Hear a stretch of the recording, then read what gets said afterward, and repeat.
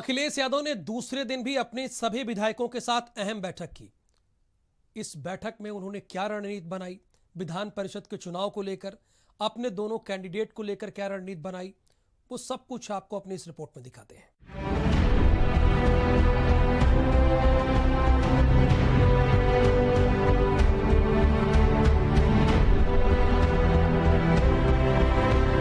Samajwadi party का पूरा focus mission 2022 पर है। सपा कहीं से भी कोई कमी नहीं रखना चाहती, इसीलिए अखिलेश खुद लगातार अलग अलग जिलों का दौरा कर रहे हैं। इसी महीने होने वाले विधान परिषद चुनाव के लिए सपा ने कमर कस ली है।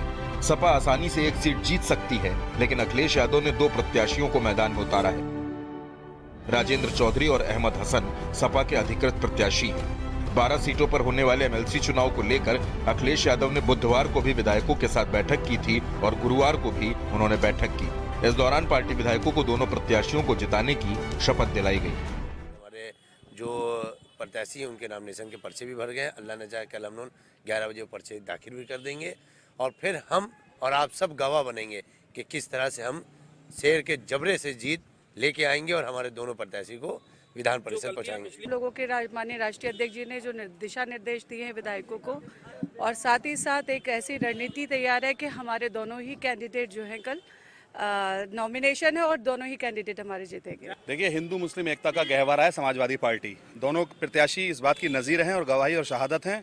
एक तरफ वीसी हिंदू भाई और एक तरफ वीसी मुसलमान भाई, दोनों के दोनों प्रत्याशियों को लेकर रणनीति मजबूत तैयार हुई है और वो रणनीति इतनी मजबूत तैयार हुई है कि दोनों के दोनों प्रत्याशी हमारे मजबूती से जीत रहे हैं। दोनों प्रत्याशियों के नामांकन के लिए रोड शो निकालने पर भी बैठक में चर्चा की गई। सपा वैसे तो सिर्फ एक ही एमएलसी सीट जीत सकती है, लेकिन 2 प्रत्याशी उतारकर उसने चुनाव को रोचक बना दिया है। अब देखना होगा कि सपा इस चुनाव में और कौन सी नीति अपनाएगी। सीमा नकवी, भारत समाचार, लखनऊ।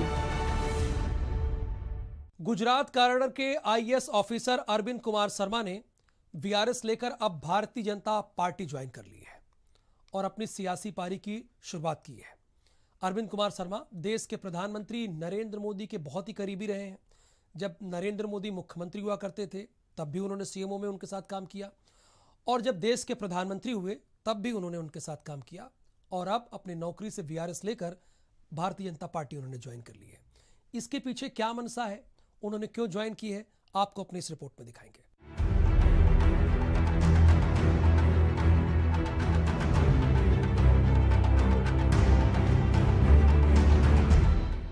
ब्यूरोक्रेट्स जब सियासी सफर की शुरुआत करते हैं तो उनकी पहली पसंद बीजेपी ही होती है। इसी कड़ी में एक नाम और जुड़ा है। प्रधानमंत्री नरेंद्र मोदी के खास सिपह सलाहकार अरविंद कुमार शर्मा ने लखनऊ पहुंच करके बीजेपी ज्वाइन की। अरविंद कुमार शर्मा गुजरात कैडर के 1988 बैच के आईएएस हैं और 2 दिन पहले ही उन्होंने वीआरएस लिया है। मूलतः मऊ के रहने वाले शर्मा प्रधानमंत्री मोदी के करीबी हैं और वो गुजरात में मोदी के सीएम रहे थे। 2001 से 2013 तक सीएम कार्यालय में रहे हैं। मोदी प्रधानमंत्री बने तो अरविंद पीएमओ में संयुक्त सचिव बने। उनकी नौकरी के करीब 2 साल बचे थे और एमएसएमई जैसे अहम मंत्रालय में सचिव थे, लेकिन वीआरएस लेकर के उन्होंने अब सियासत का रुख किया है। सीएमओ से पीएमओ तक मोदी के साथ रहे। प्रधानमंत्री मोदी के बेहद करीबी हैं एके शर्मा। वीआरएस लेने के बाद राजनीति में एंट्री। शर्मा ने पार्टी दफ्तर पर बीजेपी ज्वाइन की।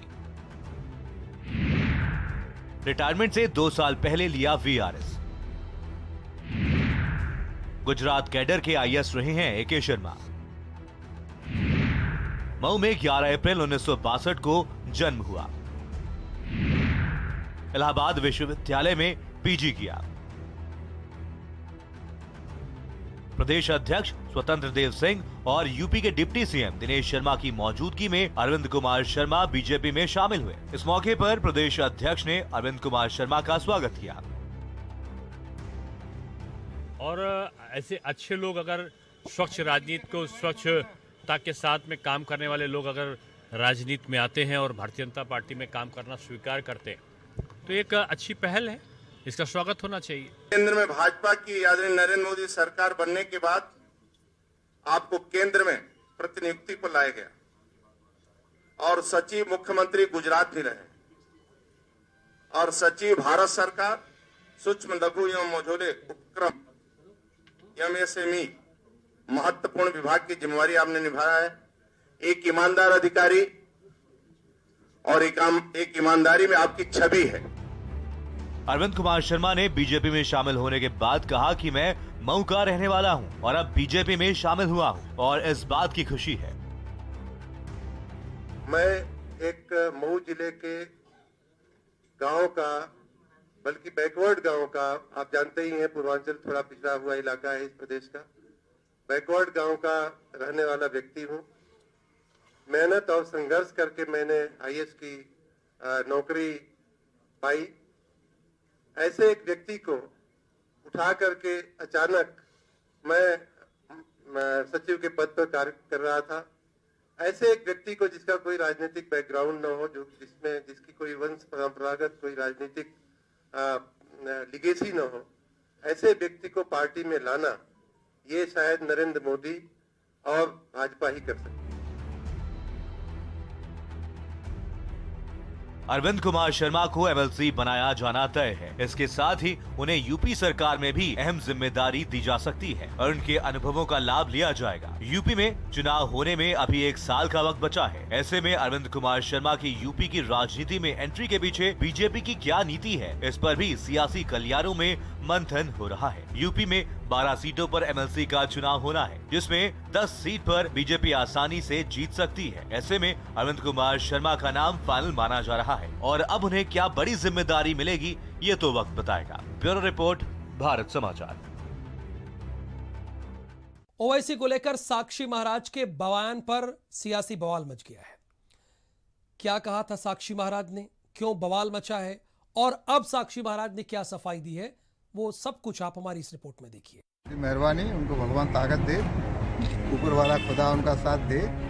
उन्होंने बिहार में भी हमारा सहयोग किया था, यूपी में भी करेंगे और बाद में पश्चिम बंगाल में भी करेंगे। क्या बीजेपी के मददगार हैं ओवैसी? ओवैसी बीजेपी के लिए खतरा नहीं। बिहार में कैसे की ओवैसी ने मदद?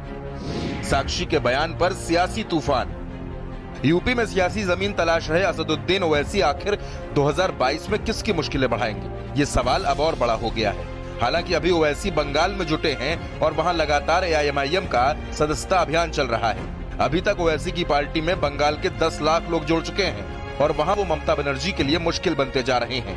ऐसे में बीजेपी के फायर ब्रांड नेता और उन्नाव के सांसद साक्षी महाराज के एक बयान ने नई बहस को जन्म दे दिया है।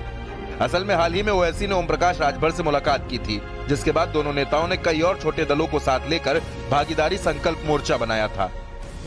कुछ ही दिनों पहले दोनों नेता अखिलेश के गढ़ आजमगढ़ पहुंचे थे। ओवैसी ने वाराणसी में कहा भी था कि अखिलेश यादव ने सीएम रहते हुए उन्हें 12 बार यूपी आने से रोका था।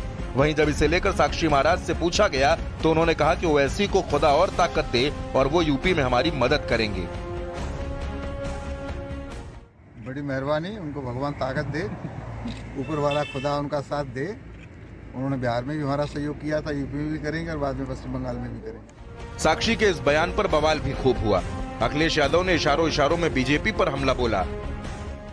ये भारतीय जनता पार्टी का खेल देखना आने वाले समय में कैसा कैसा खेल होता है। अभी तो चुनाव में 1 साल है, 1 साल के अंदर न जाने क्या क्या देखने और सुनने को मिलेगा।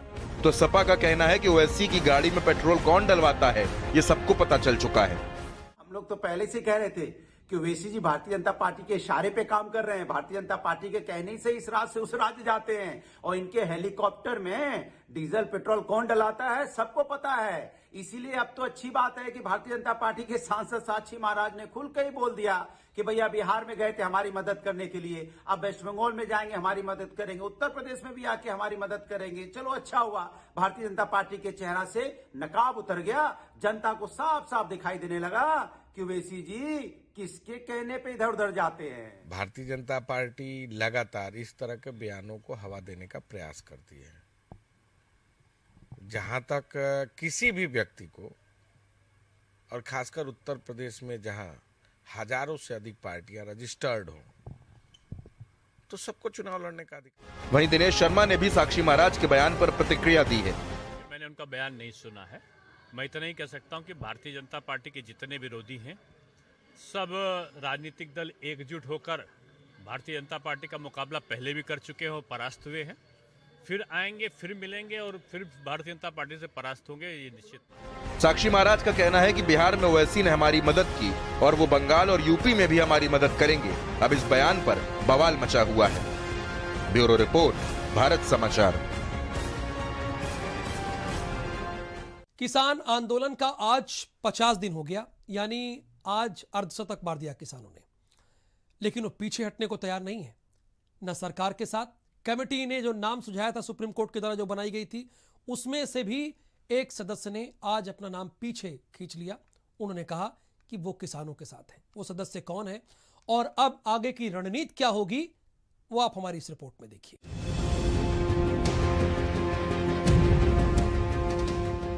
किसानों का आंदोलन चलते हुए 50 दिन पूरे हो गए हैं। कई दौर में बातचीत हो चुकी है, कमेटी भी बन चुकी है, लेकिन किसान मानने को तैयार नहीं। उनका कहना है कि जब तक कानून वापस नहीं होगा तब तक किसान अपने घरों को वापस नहीं जाएंगे। वहीं किसानों के प्रदर्शन में अलग अलग तस्वीरें देखने को मिल रही हैं। नोएडा में चिल्ला बॉर्डर पर किसानों ने हवन किया और खिचड़ी बनाई, तो हापुड़ से किसान 10 क्विंटल दूध लेकर धरने में शामिल होने के लिए निकले। जब तक ये तीनों काले कानून जो है वापस नहीं होंगे, जब तक जो है हम जो है हटने वाले नहीं हैं। अच्छा, सुप्रीम कोर्ट ने अभी कानून विजय कुछ रोक भी लगाई है, उसके अब क्या कहेंगे? सुप्रीम कोर्ट के लिए हमारा कहना है, जो इन्होंने ये समिति बनाई है 5 आदमियों को, ये इनके सब मिले जुले आदमी हैं, इन पर हमें कोई भरोसा नहीं है। तो आगे क्या रणनीति है फिर? आज की राजनीति हम जो दूध लेकर जा रहे हैं, जो हमारे बड़े हाई कमान का आदेश होगा उसका हम पालन करेंगे। किसानों के लिए जो कमेटी सुप्रीम कोर्ट ने बनाई थी, उस कमेटी के सदस्य भूपिंदर सिंह मान ने खुद को कमेटी से अलग कर लिया। ट्वीट करके उन्होंने कहा कि मैं किसानों के साथ हूं, तो किसानों के नेता राकेश टिकैत ने कहा कि हमारा आंदोलन जारी है और जारी रहेगा। हाँ, पता तो चला, कमेटी बना दी, बातचीत करेंगे सरकार से। तो कमेटी के साथ भी बातचीत होगी और सरकार के साथ भी कमेटी में नहीं हम जा रहे, सरकार से करेंगे, कमेटी से नहीं। यानी सुप्रीम कोर्ट की कमेटी पे विश्वास नहीं है? नहीं, विश्वास की बात नहीं, उसका तो धन्यवाद करते हैं कमेटी का, तो सुप्रीम कोर्ट ने जो हमारे संज्ञान में लिया, लेकिन हम वहाँ नहीं जा रहे। हमारा इशू सरकार ही तय करेगी। किसानों का प्रदर्शन रुकने का नाम नहीं ले रहा है। किसान 26 जनवरी के कार्यक्रम की भी तैयारियां कर रहे हैं। वहीं 15 जनवरी को होने वाली बैठक पर अब सबकी नजर है कि आखिर इस बैठक से क्या कुछ निकलकर सामने आएगा। ब्यूरो रिपोर्ट, भारत समाचार। 16 जनवरी से यूपी में वैक्सीनेशन का काम शुरू हो जाएगा, जिसको लेकर लगभग पूरी तैयारी कर ली गई है। ये वैक्सीन पहले किसको लगेगी, कितनी डोजेस जिलों में आई है, क्या आपको भी ये कोरोना वैक्सीन लगेगी, ये सब कुछ जानने के लिए आप हमारी इस रिपोर्ट को देखिए।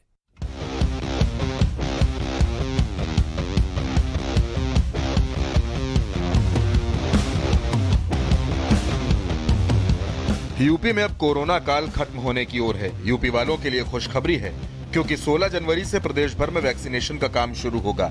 इसके लिए तैयारियां आखिरी दौर में हैं। हर जिले में कोरोना नाशक वैक्सीन पहुंच रही है।